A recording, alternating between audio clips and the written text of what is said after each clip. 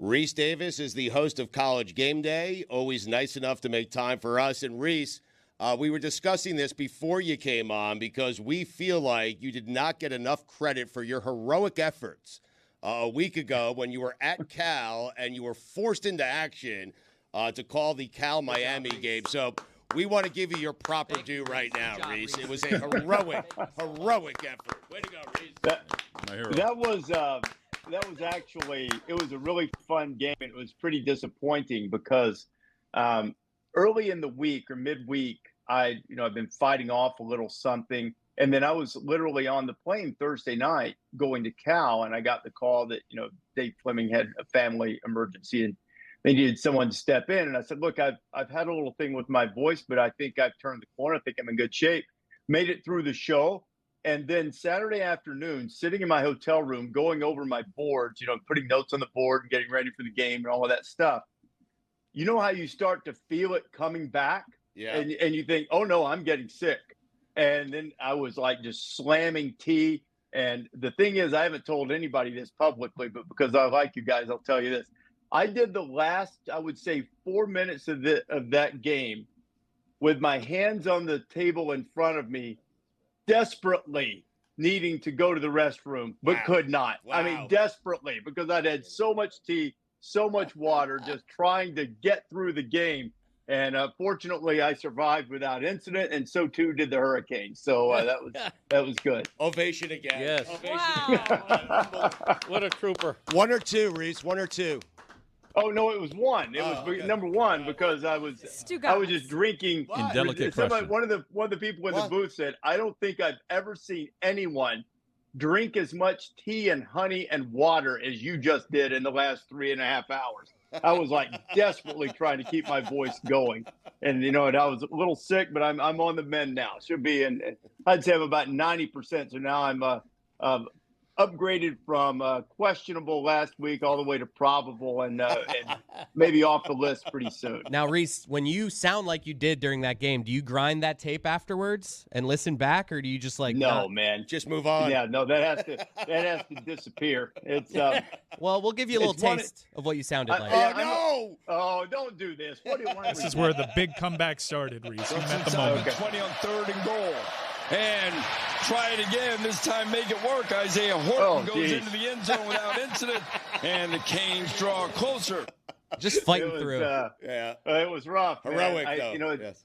It's funny. I don't get sick very often, but we don't need to dwell on this, I don't guess. But when I do, we get a cold or whatever, that's where it tends to get me. So anyway, hopefully that's one and done for this season, and that won't happen anymore. One thing, Rece, that has been really sick this year has been all of the home atmospheres at the College GameDay locations that you guys have been to, and most recently Oregon and Ohio State, giving us the game that we were all hoping for this past weekend. Do you think Oregon really has the juice to take this thing all the way to a Big Ten championship in the playoff? I do. Now, look, I do think Ohio State has the better roster, but I think Oregon has the better quarterback. Now, I don't say that the cast aspersions at Will Howard. I think he's a really good player, but I've been a big fan of Dylan Gabriel since he was at UCF. And he was really good at UCF, played great at Oklahoma last year, and made big plays against a really good elite Ohio State defense on Saturday night. So I do. The Jordan Birch injury is a significant thing. He's their best pass rusher, but they have other guys. So I think Oregon is built to do this. Now, if they were to play Ohio State again, which seems likely, if they make it to the Big Ten championship game, beating that team anywhere is a tall task. Doing it twice would be huge. But I think Oregon is not only a playoff team, but a legitimate national championship contender. Rece, let's head back to Cal for just a quick second because I want you to help me figure out Miami. They needed a miracle comeback against Cal the week before. They needed an overturned last-second touchdown to beat Virginia Tech. They're about this close to being 4-2. How good is Miami? I think they're really good, but they can't keep doing this because some of their problems have been self-inflicted. So they need to, they need to stop putting themselves in holes against teams they should beat.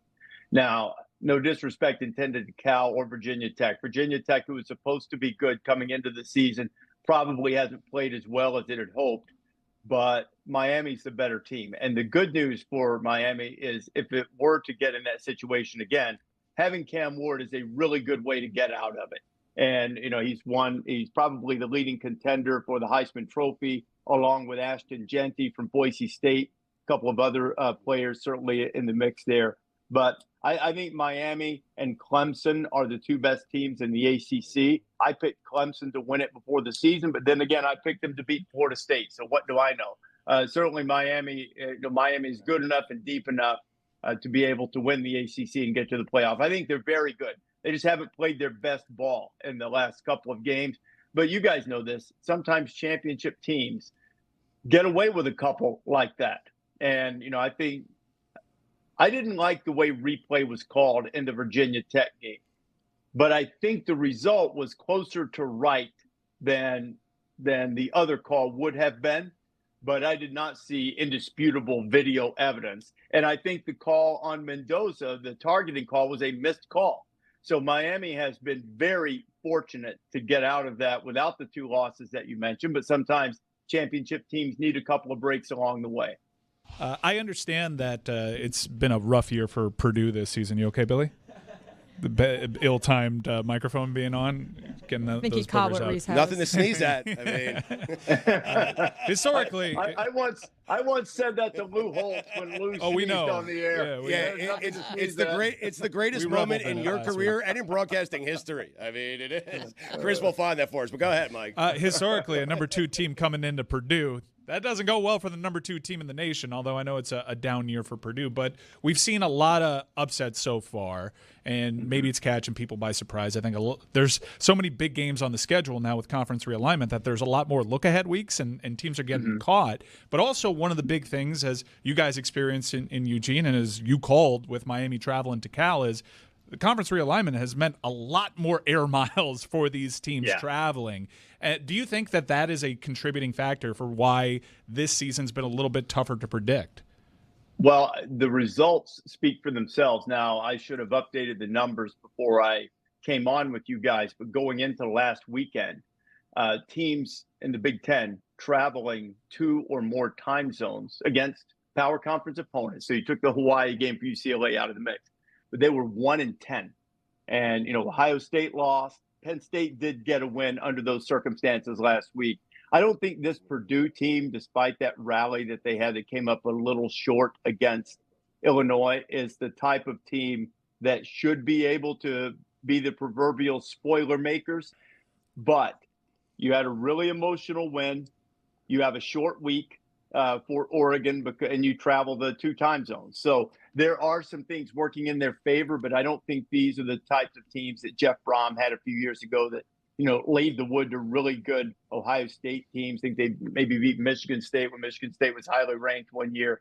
I don't believe this is that type of Purdue team. So I think Oregon should be fine, but your point's well taken. I mean, they've got and nobody has upset top 2 teams as a ranked opponent at the rate that Purdue has. No, I mean, they lead the world in that category, but I'm not quite sure they have a Rondale Moore or someone like that to be able to spark an upset. Chris, let's play for the audience one of the greatest feats in broadcasting history. Also mentioned Amir Abdullah. Now, Marshall, usually it's all Rakeem Cato, who did throw a touchdown pass in his 40. Devin Johnson put up 272 yards. That's a Marshall record, nothing to sneeze at. Just great. Just fantastic. Nailed it. You listen back to that, huh? I mean, that was better than the earlier clip, although the cadence was a little quick. Yes. So I need to slow down, but that's okay. Rece, the big game this weekend. Well, there are several big games this weekend, but the one a lot of people are focused on is Georgia and Texas. And I'm wondering, can Georgia lose here for a second time and still make the college football playoff? They can. But it would certainly put them with very little, if any, margin for error. They'll then start needing things to go well around them.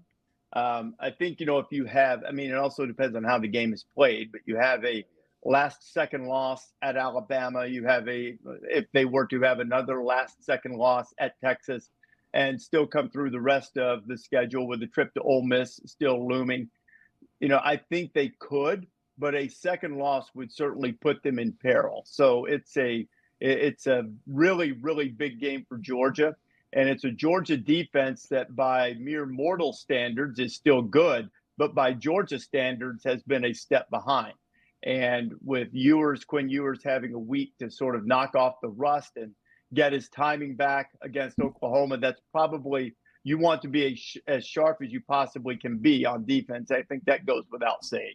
But, on the flip side, Texas hasn't seen a quarterback or an offense anything like Georgia has up to this point in the season. I think I put in my notes yesterday that Texas has faced, among its Power 4 opponents, they have faced a former walk-on making his second start and 2 freshman quarterbacks, and they haven't seen a passing offense. 4 of the 6 teams they faced rank 100th or worse in passing offense, and the best passing offense they faced is 45th. So this is going to be a different type of challenge for Texas as well. But I do think the Georgia defense needs to elevate its play, particularly in the secondary, if they're going to have a chance to win Saturday night. You mentioned Georgia's remaining schedule. If they do lose to Texas, they would also have to beat Tennessee this year. Tennessee is playing Alabama this weekend.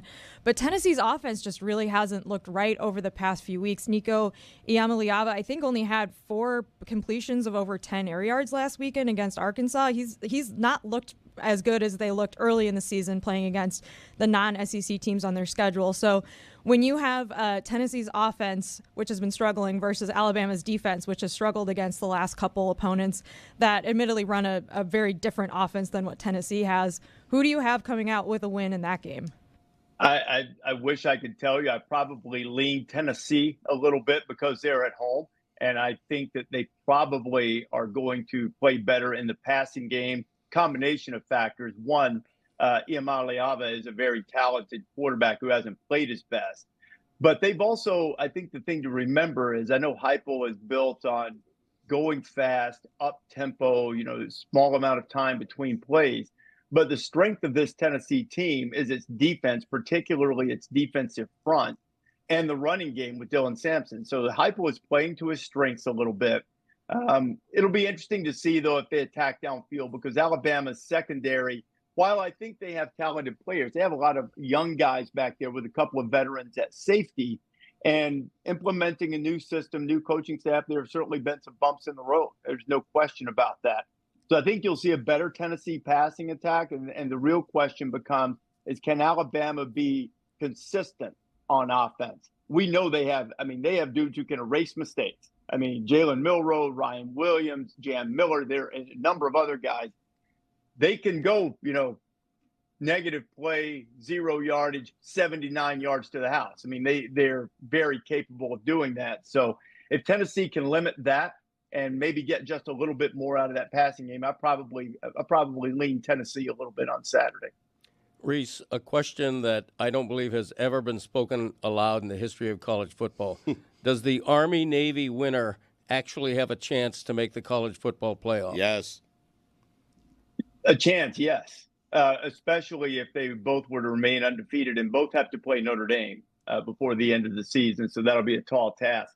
It'll be one of the strangest things if they both were to make the conference championship game in the American, play that game, potentially with a college football playoff berth on the line, and then turn around and play again the next week in their regularly scheduled game, which will have no impact on the playoff whatsoever. Now, I do think that they'll probably need Boise State and possibly UNLV maybe to lose another game or two out of the Mountain West in order to be that, 5th highest ranked conference champion and get one of the 5 automatic bids into the field.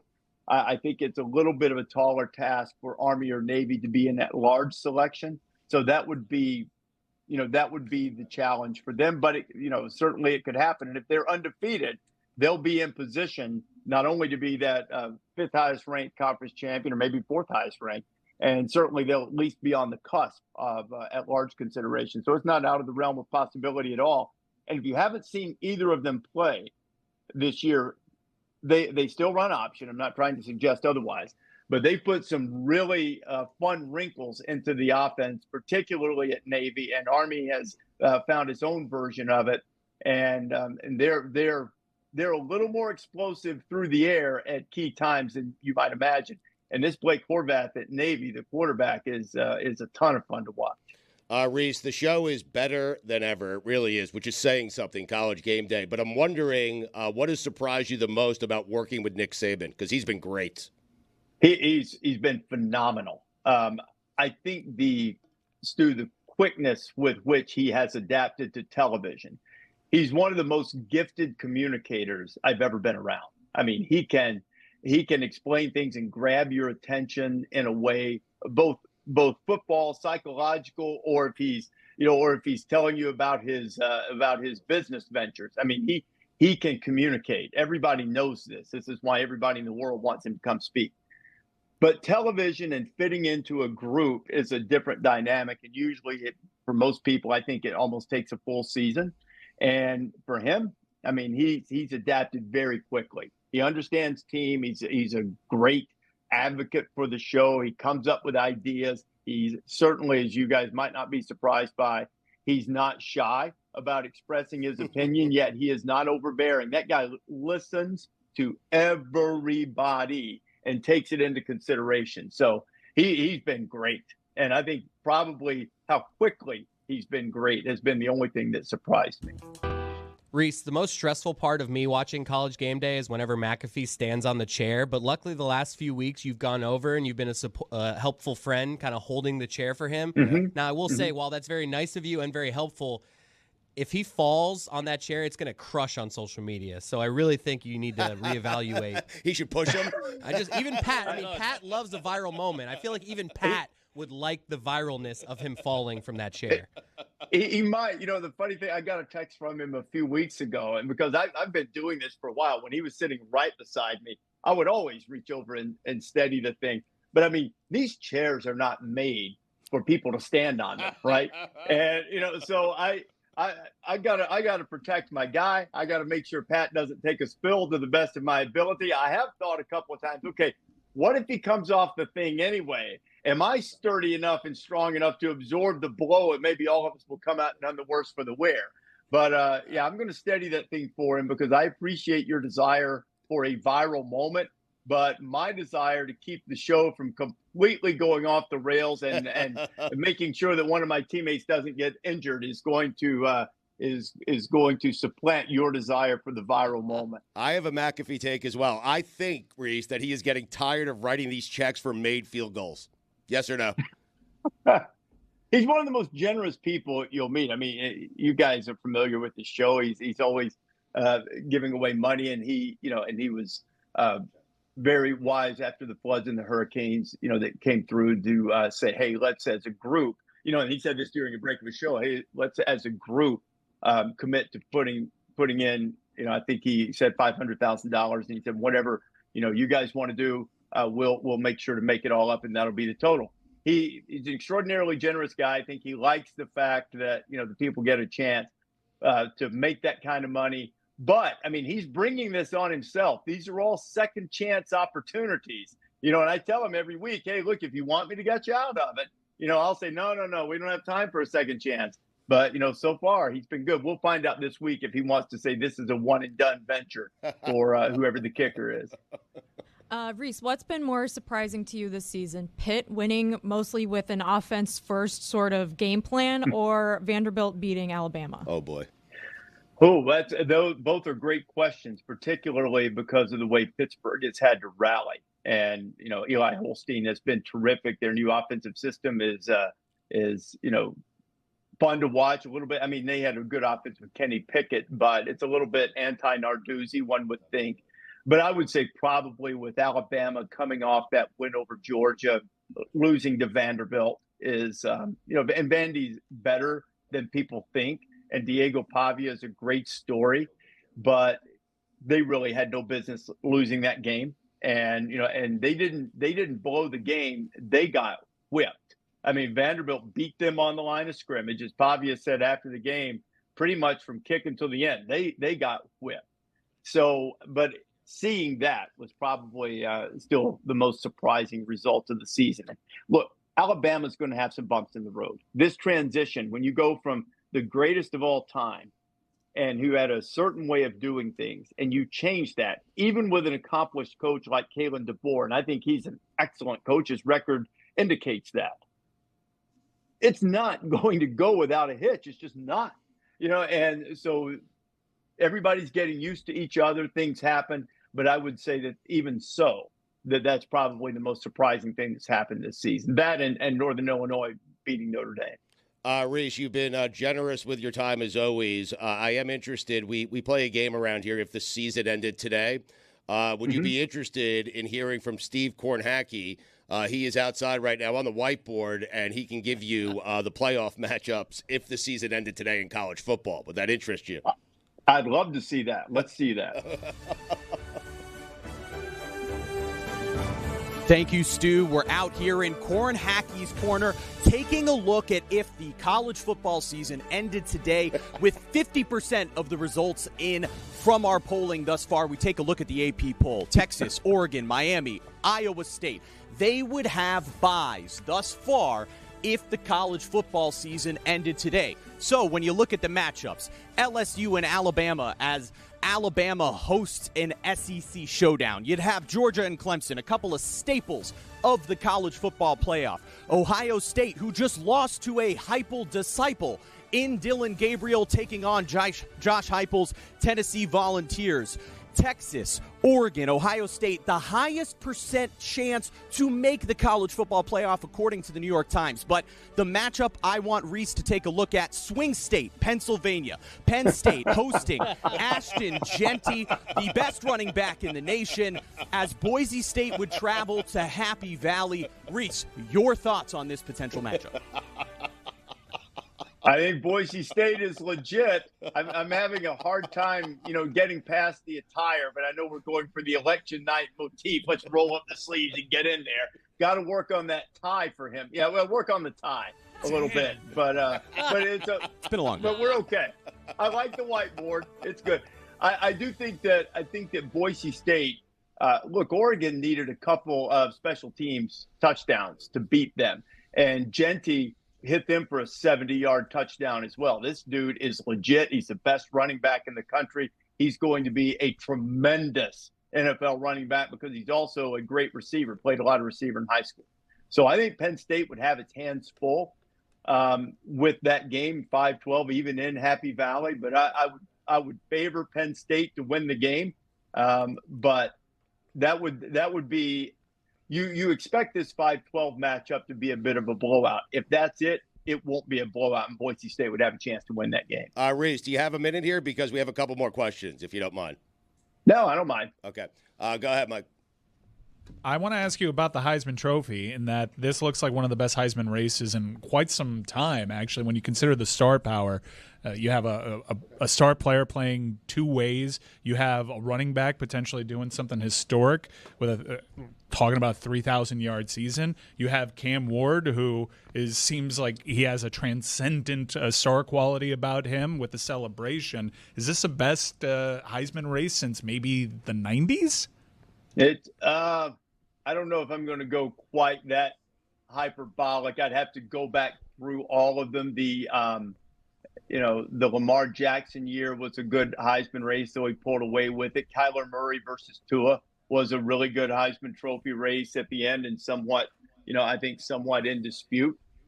So I think all of those races were good, but this is a good one because it's got different layers, meaning that Colorado is much improved. They're not going to be a playoff team. They have the guy who's the best football player in the country. Nobody else is doing what Travis Hunter is doing. Now, got hurt the other night. If he's going to stay in the Heisman race, he can't miss games because they're not likely to have the grand stage of the huge game, conference title implications, all of that type of thing. They're certainly not out of the conference race by losing that game, but they're not likely to have as many huge stages. He's going to have to do special things and be a highlight reel, which he is capable of doing. You have Jeanty, who's playing outside the Power 4 structure, has one big game against Oregon, against the big boys, and is putting up numbers at a Barry Sanders rate, which is kind of ridiculous. And the more traditional candidate would be Cam Ward. Now, he's not the only one, from the traditional structure, But I would say that he is probably the guy, in my judgment, that would be most likely to win under traditional circumstances. But I do think that Hunter and Genty are going to get a lot of support, and deservedly so. And a lot of it depends on, whether Travis is able to play, how effective he is, all of that type of thing after missing a big portion of the game Saturday night against Kansas State. Okay, I think the only power conference we haven't talked about yet is the Big 12. So right now, BYU, Iowa State, and Texas Tech all have 3 conference wins. Iowa State's obviously ranked the highest of those 3. But do you have any idea what's going to happen finishing out the month of October into November when these teams start playing each other? Because I really don't know who the best team in this league is. I think the best team is Iowa State, but BYU's getting better. But what I've said about this, and I've coined it, tried to make it a catchphrase and get Brett Yormark to pay me for it, is that the Big 12 is wide, not deep.